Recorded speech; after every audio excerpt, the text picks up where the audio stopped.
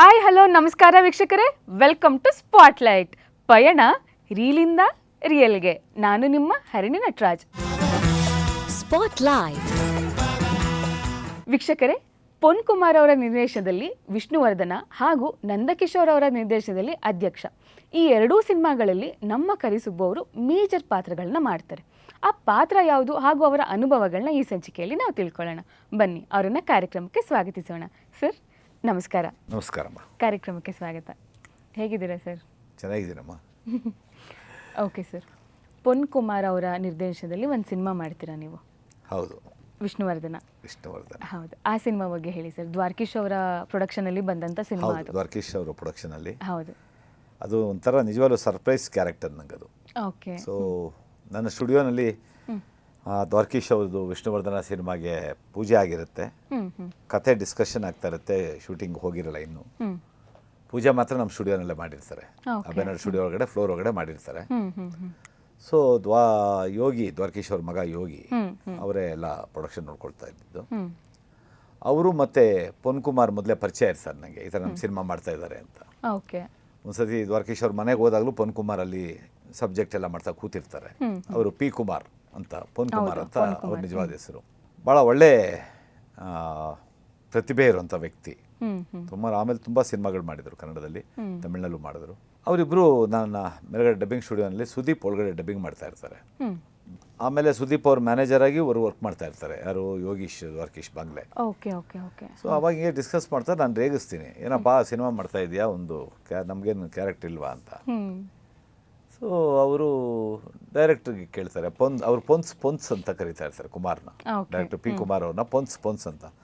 ಪೊನ್ಸ್ ಸುಬಣ್ಣಕ್ಕೆ ಅಂತ ತಮಿಳ್ನಲ್ಲಿ ಕೇಳ್ತಾರೆ, ಸುಬಣ್ಣಕ್ಕೆ ಅಂತ ಕ್ಯಾರೆಕ್ಟರ್ ಕೊಡೋಣ, ಯಾವ್ದು ಹಾಕ್ಬೋದು ಅಂತ. ಅವ್ರು ಹಿಂಗೆ ಇಟ್ಕೊಂಡು ಮಾತಾಡ್ತಾ ತಮಿಳ್ನಲ್ಲಿ ಅಪ್ಪ ಪೋಟಿಡ್ಲಮ್ಮ ಅಂತಾರೆ. ಅವಳಿಗೆ ಓಕೆ ಅಂದರು. ನನಗೆ ಯಾವ ಕ್ಯಾರೆಕ್ಟರ್ ಆದರೂ ಓಕೆ ಅಂತೀನಿ. ಆ ಕ್ಷಣದಲ್ಲಿ ಅಪ್ಪ ಅನ್ನೋದು ಒಂದು ಪಾತ್ರ, ಅದು ಯಾರಪ್ಪ ಏನು ಗೊತ್ತಿಲ್ಲ, ಹೀರೋಯಿನ್ ಅಪ್ಪನ ಏನು ಗೊತ್ತಿಲ್ಲ ನನಗೆ. ಸೊ ಅದಾದಮೇಲೆ ಒಂದು ವಾರದಲ್ಲಿ ಶೂಟಿಂಗ್ ಡೇಟ್ ಕೊಡ್ತಾರೆ. ಫಸ್ಟ್ ದಿನ ಮಧ್ಯಾಹ್ನ ಬಂದರೆ ಸಾಕು ಅಂತಾರೆ. ಇಸ್ಕಾನ್ ಟೆಂಪಲ್ ಇದೆಯಲ್ಲ, ಇಸ್ಕಾನ್ ಟೆಂಪಲ್ಲಿ ಹಿಂದ್ಗಡೆ ಅಲ್ಲೆಲ್ಲ ಪಕ್ಕದಲ್ಲೇ ಗೇಟ್ ಇದೆ, ದೊಡ್ಡ ಒಂದು ದೋಬಿ ಘಾಟ್ ಇದೆ, ಒಂದು ಮಡಿವಾಳರ ಸಂಘದ್ದು ಒಂದು ದೋಬಿ ಘಾಟ್ ಇದೆ, ಬಟ್ಟೆ ಒಗೆಯುವಂಥ ಜಾಗ.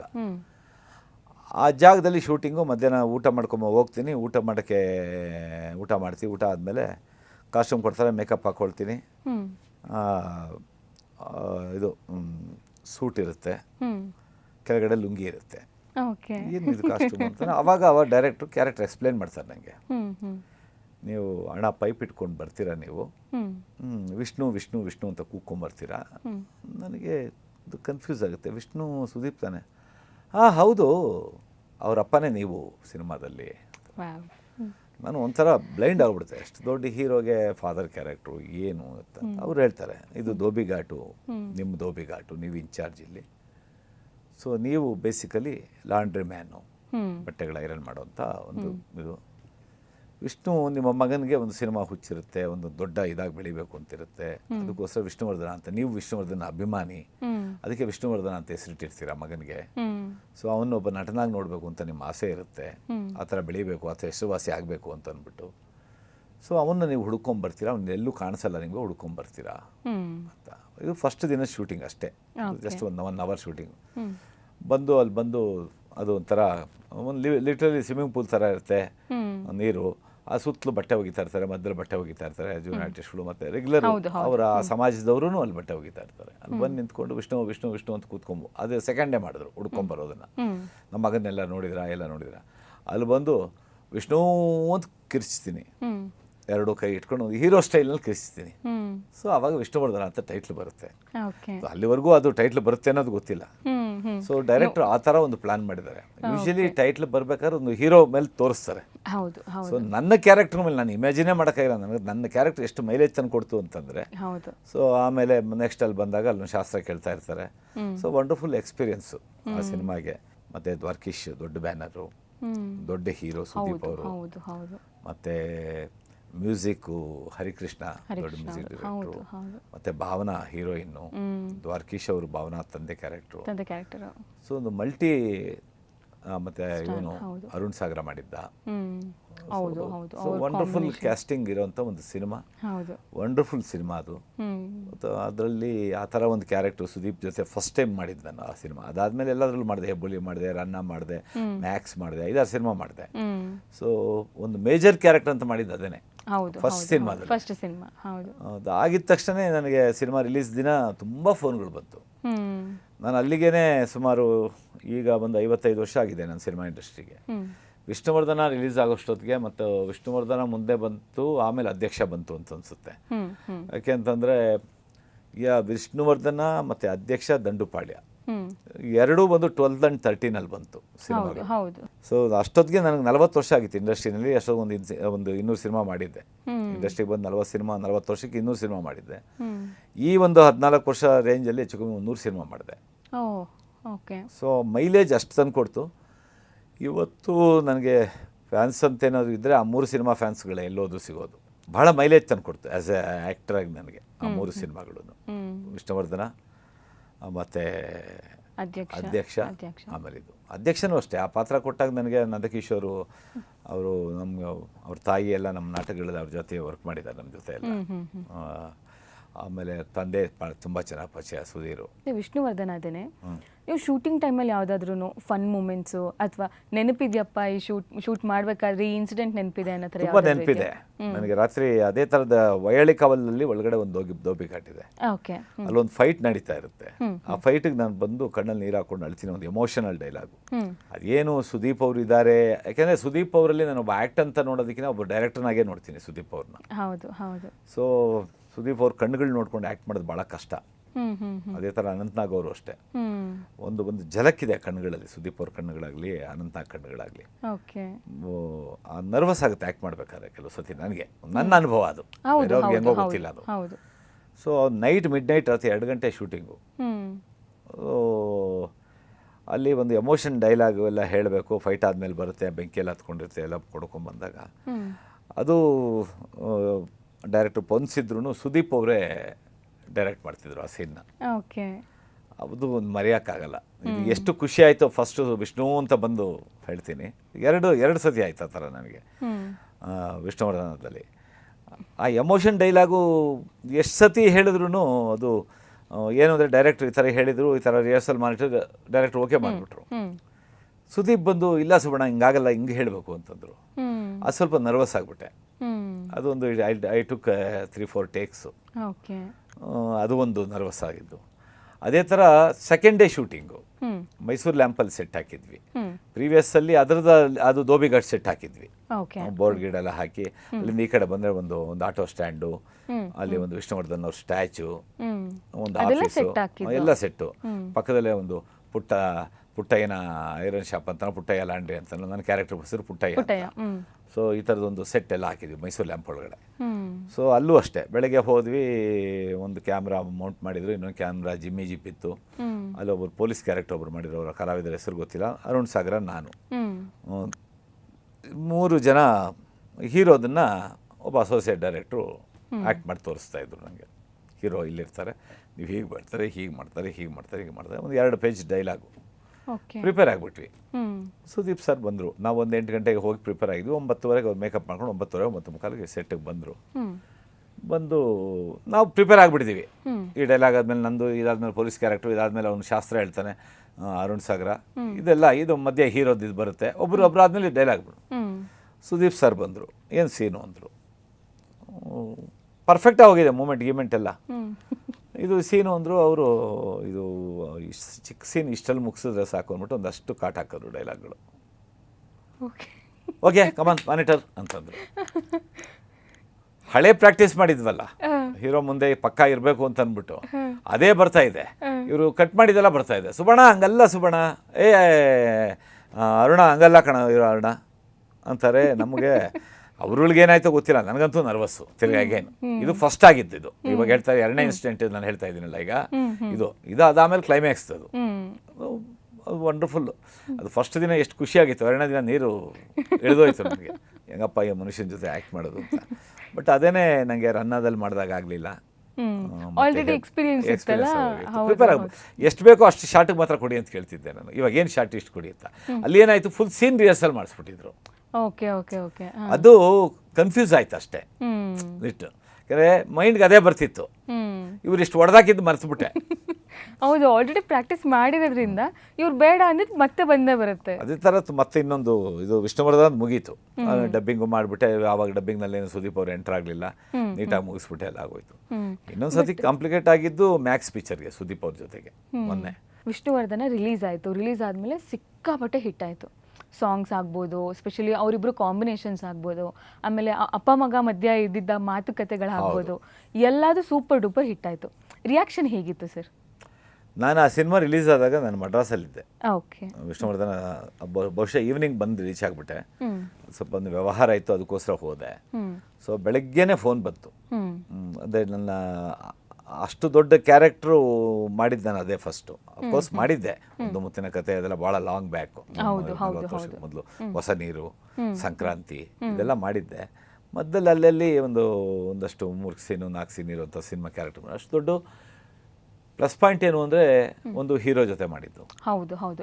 ಮಾಸ್ ಹೀರೋ ಜೊತೆ ಒಂದು ಅಪ್ಪ ಅಂತ ಮಾಡಿದಾಗ ಅದು ಬೇರೆನೇ ರಿಯಾಕ್ಷನ್ ಮಾಡಿಬಿಡುತ್ತೆ ಆಡಿಯನ್ಸ್. ಹೌದು ಹೌದು. ಆಮೇಲೆ ಆ ಸಿನಿಮಾ ಜೊತೆಗೆ ಮಾರ್ನಿಂಗ್ ಶೋನಲ್ಲೇ ಒಂದು ಹಿಟ್ ಆಗೋ ಲಕ್ಷಣಗಳೆಲ್ಲ ಕಾಣಿಸ್ಬಿಡ್ತು ಸಿನಿಮಾ. ಸೊ ನಾನು ನಮ್ಮ ಸುಮಾರು ಜನ ಫಿಲ್ಮ್ ಚೇಂಬರಿಂದ ಮಾರ್ನಿಂಗ್ ಶೋ ಸಿನಿಮಾ ನೋಡಿರ್ತಾರಲ್ಲ, ಅವರು ಕಿವಿಗೆ ಬಿದ್ದು, ಏನು ಮಗ ಎಲ್ಲಿದೆಯಾ ಮಗ, ಏನು ಮಗ ಅಂತ ದೊಡ್ಡ ಕ್ಯಾರೆಕ್ಟರ್ ಮಾಡಿಬಿಟ್ಟಿದ್ಯಾ, ಭಾಳ ತುಂಬ ಚೆನ್ನಾಗಿದೆ ಕ್ಯಾರೆಕ್ಟ್ರು, ಎಲ್ಲಿದೆಯೋ ಚೆನ್ನೈ, ನನ್ನ ಮಗನ ಇಲ್ಲಿ ಇರಬೇಕಾಗಿತ್ತಲ್ಲ ಸಿನಿಮಾ ನೋಡೋದಕ್ಕೆ, ಇವತ್ತು ಸಿನಿಮಾ ಇಲ್ಲಪ್ಪ, ನಾನು ಬಂದು 3 ದಿನ ಆಯಿತು, ಈಗ ಹೊರಟಿದ್ದೀನಿ, ಬಂದ್ಬಿಡ್ತೀನಿ ಸಾಯಂಕಾಲ ಅಂದ್ಬಿಟ್ಟು ಸಾಯಂಕಾಲದಷ್ಟು ರೀಚ್ ಆದೆ. ಮಾರನೇ ದಿನ ಒಂದು ಸಕ್ಸಸ್ ಮೀಟು ಆಯಿತು. ಬಹಳ ಖುಷಿ ಆಯಿತು. ಸಿನಿಮಾ 100 ಡೇಸ್ ಆಯಿತು, ಭಾಳ ಚೆನ್ನಾಗಿತ್ತು ಸಿನಿಮಾ. ಮನೆಯಲ್ಲಿ ಹೇಗಿತ್ತು ಸರ್ ರಿಯಾಕ್ಷನ್? ತುಂಬ ಒಳ್ಳೆ ರಿಯಾಕ್ಷನ್. ಹೌದು, ಏನಕ್ಕಂದ್ರೆ ಹೆಸರಾಂತ ಕಲಾವಿದರು. ಹೌದೌದು.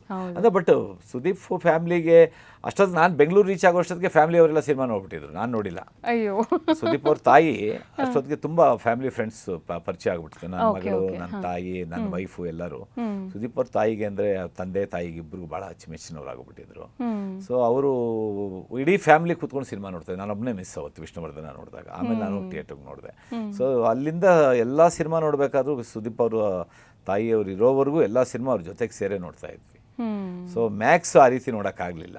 ಮ್ಯಾಕ್ಸು ನಾವು ಬೆಳಗ್ಗೆ ಮಾರ್ನಿಂಗ್ ಶೋಗೆ ಹೋಗಿ ನೋಡಿದ್ವಿ. ಆಮೇಲೆ ಸಾಯಂಕಾಲ ಸಕ್ಸಸ್ ಮೀಟ್ ಇತ್ತು, ಪ್ರೀ ಇವೆಂಟ್ ಇತ್ತು. ಪ್ರೀ ಇವೆಂಟಲ್ಲಿ ಮಾತಾಡಬೇಕಾದ್ರೂ ನಂಗೆ ಸ್ವಲ್ಪ ಕಣ್ತುಂಬ ಬಂದ್ಬಿಡ್ತು, ಅದು ತಾಯಿನ ನೆನೆಸ್ಕೊಂಡು. ಯಾಕೆಂದರೆ ಈ ಸಿನಿಮಾ ನೋಡೋದಕ್ಕೆ ಅವ್ರು ಇಲ್ವಲ್ಲ ಅಂತ. ಹೌದು ಹೌದು ಹೌದು. ಕಲಾವಿದರಿಗೆ ನೆನಪುಗಳು ಏನಿರುತ್ತೆ ರೆಕಾರ್ಡೆಡ್ ಆಗಿರುತ್ತೆ ಆಲ್ರೆಡಿ, ಹಾಗಾಗಿ ಖುಷಿಯಿಂದ ಇರ್ಬೋದು ಅಷ್ಟೇ.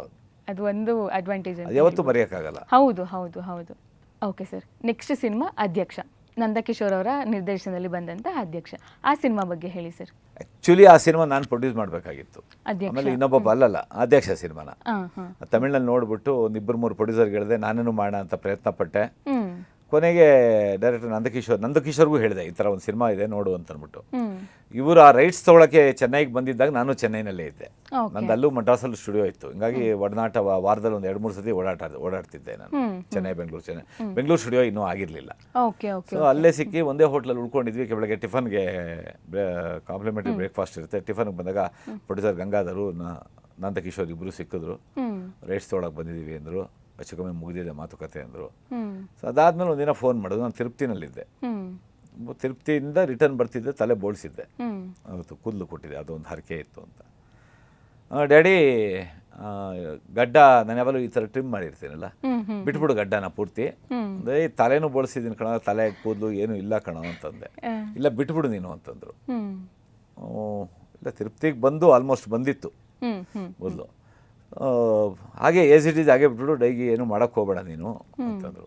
ಶೂಟಿಂಗ್ ಆಮೇಲೆ ಹೆಚ್ಚು ಕಮ್ಮಿ ಒಂದೂವರೆ ತಿಂಗಳು ಬಂತು. ಗಡ್ಡ ದಪ್ಪ ಬಂದಿತ್ತು. ನೀವು ಅಧ್ಯಕ್ಷದಲ್ಲಿ ನೋಡಿದ್ರೆ ಗೊತ್ತಾಗುತ್ತೆ. ಇದು ಕೂದಲು ಮಾತ್ರ ಸಣ್ಣದಾಗೇ ಇದೆ, ಬಿಳಿ ಕೂದಲು, ಫುಲ್ ವೈಟ್ ಇದೆ ನೋಡಿದ್ರೆ.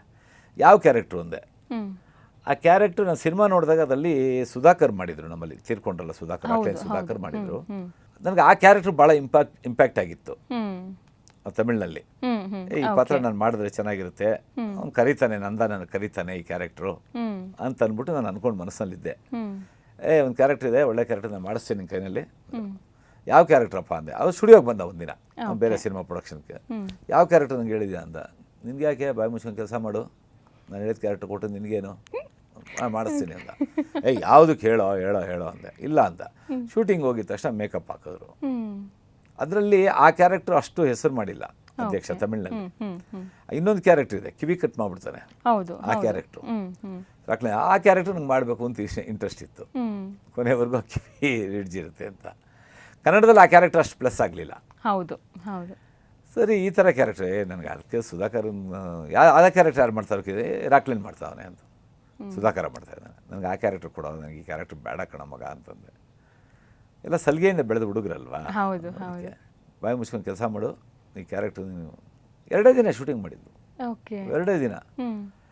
ಸಿನಿಮಾ ರಿಲೀಸ್ ಆಯಿತು. ಸಿನಿಮಾ ರಿಲೀಸ್ ಆದ ತಕ್ಷಣ ಇದೇ ಥರ ವಿಷ್ಣುವರ್ಧನಕ್ಕೆ ಡಬಲ್ ಫೋನ್ಗಳು ಬರೋಕ್ಕೆ ಶುರುವಾಯಿತು.